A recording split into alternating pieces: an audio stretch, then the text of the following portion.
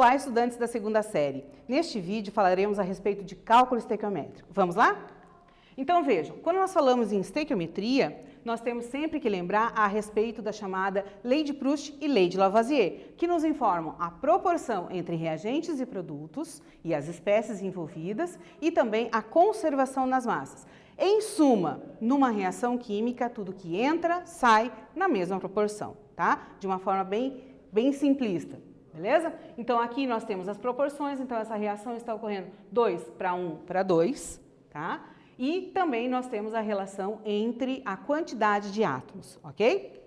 Vejam só, quando nós falamos em equações químicas, nós temos que lembrar sempre que uma equação é uma representação qualitativa e quantitativa de uma reação química, tá? Como é que essas equações são representadas?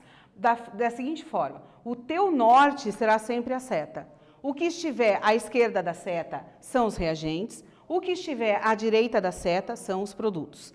Também os reagentes e produtos são chamados de primeiro membro e segundo membro, respectivamente.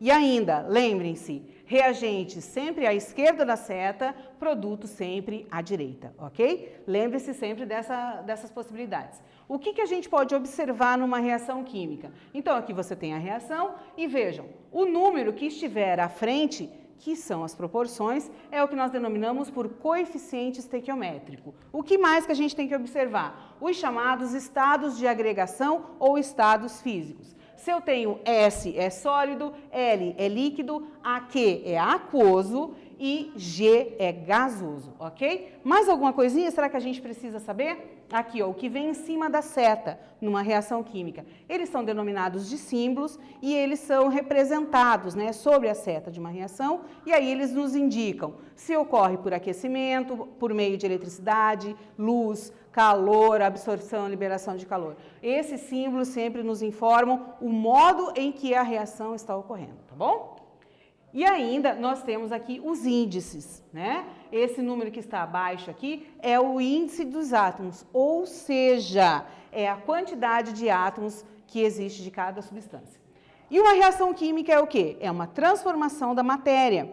Então, ela sempre parte de um reagente indo a um produto, ok? Então, por meio de rearranjo entre átomos, moléculas, íons, ocorre essa transformação da matéria. Os átomos trocam de lugares nos reagentes, produzindo ou gerando os produtos. E como que nós identificamos uma reação química? Vamos ver.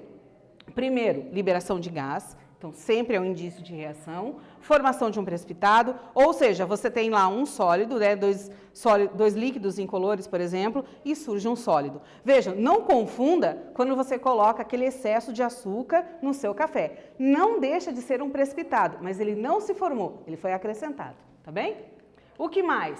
Mudança de cor. Quando a gente fala em mudanças de cor, são mudanças bruscas de cor, como, por exemplo, os fogos de artifício. E ainda absorção e liberação de calor de uma reação química. Ali vocês têm um exemplo de um fogão a lenha, onde ocorre o aquecimento do ambiente por meio de queima da lenha. Reação exotérmica. E o que mais que a gente tem? A eletricidade. Lembre-se sempre das pilhas, né? As pilhas, elas partem de uma energia química gerando energia elétrica, certo?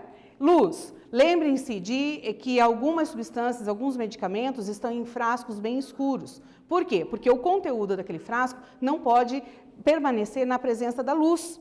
Por quê? Porque ocorre a transformação, ocorre a reação, tá bem? E dentro de estequiometria, nós temos a relação mágica, que vem a ser o quê? E quando eu falo em mágica, é porque ela serve para qualquer cálculo estequiométrico. Anote isso com muito carinho no seu caderno. Então, veja, 1 mol equivale sempre a massa molar, 22,4 litros por mol, quando a reação estiver na CNTP, e 6,02 10 a 23, que é a constante de Avogadro. Nesse vídeo, nós falamos sobre cálculo estequiométrico, espero que vocês tenham gostado e até!